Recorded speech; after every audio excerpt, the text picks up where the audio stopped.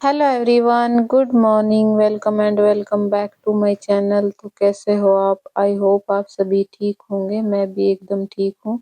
तो 21 days challenge का day 8 था आज। तो मेरी सुबह जल्दी हो गई थी, एक गिलास गर्म पानी पिया, देन मैं नहा धोकर अपनी स्टडी करने बैठ गई थी। और फिर मैं चाय लेने चली गई थी नीचे, फिर चाय पीकर फिर से मैं अपनी स्टडी करने बैठ गई थी। और यहाँ मैं सेकंड पेपर की क्लास ले रही हूँ। और फिर मेरा फर्स्ट स्लॉट 7 साढ़े 7 बजे तक चलता है। और फिर मेरे बेटे का स्कूल का टाइम हो जाता है, तो मैं उसको नहला धुला कर तैयार कर देती हूँ, टिफिन वगैरह तैयार कर देती हूँ। और खाना वगैरह बनाकर खाकर आज मेरी बेटी थोड़ी देर से उठी थी, तो फिर थोड़ी देर इसके लाड लडाती हूँ, फिर ऊपर की साफ सफाई करने लग जाती हूँ। कंबल वगैरह ठीक करती हूँ, चादर वगैरह ठीक करती हूँ, और फिर नीचे का सारा काम हो गया था और फिर मैं ऊपर का काम करने लग जाती हूँ। और बेटी छोटी है तो थोड़ा टाइम भी लगता है काम करने में, काफ़ी सारे काम निकल जाते हैं सुबह सुबह। तो यहाँ मैं फिर झाड़ू लगाने लग गई थी और ये मेरे पीछे पीछे घूम रही है क्योंकि रुकती नहीं है ना, इसलिए। फिर यहाँ मैं झाड़ू लगाकर फिर बेटी को नहलाती हूँ, फिर उसके बाद मैं पोछा लगाऊंगी। तो फिर मैं बेटी को नहलाने की तैयारी करती हूँ और फिर बेटी को नहलाकर इसको दूध वगैरह पिला देती हूँ, क्योंकि आज मुझे कपड़े धोने थे, काफ़ी सारे कपड़े हो रखे थे। तो मुझे कपड़े धोने थे, तो मैं इसको नहला धुला कर तैयार कर देती हूँ और नीचे छोड़ देती हूँ इसकी माँ के पास। एक्चुअली सर्दियों में बहुत ज़्यादा कपड़े हो जाते हैं और सबसे ज़्यादा कपड़े क्यारा के ही होते हैं।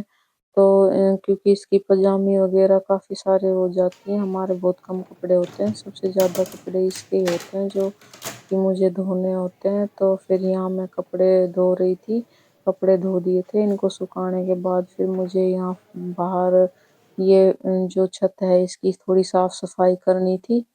पेड़ पौधों के पास मिट्टी हो रखी थी, तो फिर मैं यहाँ से साफ सफाई करने लग जाती हूँ, क्योंकि यहाँ बहुत ज़्यादा पानी डालते हैं तो मिट्टी वगैरह हो जाती है। तो यहाँ की साफ सफाई की। ये सारा काम करते करते मुझे 12:30 बज गए थे और फिर थकान भी हो गई थी थोड़ी सी।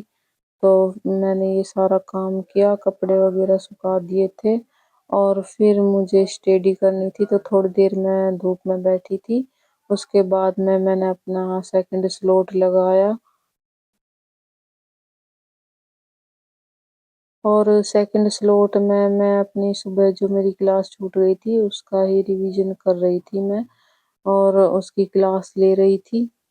तो फ्रेंड्स, आज का थॉट है, छोटे कदम ही बड़ी मंजिल की ओर ले जाते हैं। तो हमें धीरे धीरे अपनी मेहनत करते रहना है, एक दिन जरूर कामयाब होंगे। जरूरी नहीं है कि अगर टाइम नहीं मिल रहा तो छोड़ दें, स्टडी नहीं करें। जितना टाइम मिल रहा है उतना कर लेती हूँ मैं।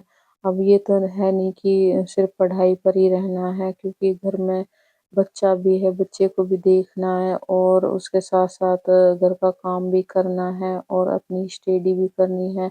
तो सारा काम करना है, तो इसलिए जितना टाइम मिल पाता है मैं अपनी स्टडी कर लेती हूँ और घर का काम वगैरह भी देखती हूँ, बच्चे को भी देखती हूँ। तो फ्रेंड्स, सेकंड पेपर में मेरी 7 यूनिट चल रही है जो कि कहानी है, मैं कहानी पढ़ रही हूँ। और इसमें मैंने जयशंकर प्रसाद की आकाशदीप कहानी पढ़ी। इसके बाद मैंने कमलेश्वर की राजा निर्बसिया कहानी पढ़ी, जिसका प्रकाशन वर्ष है 1957, और यह एक आत्मकथात्मक कहानी है। इसके बाद मैंने फणेश्वर नाथ रेणु की लाल पाल की बेगम कहानी पढ़ी।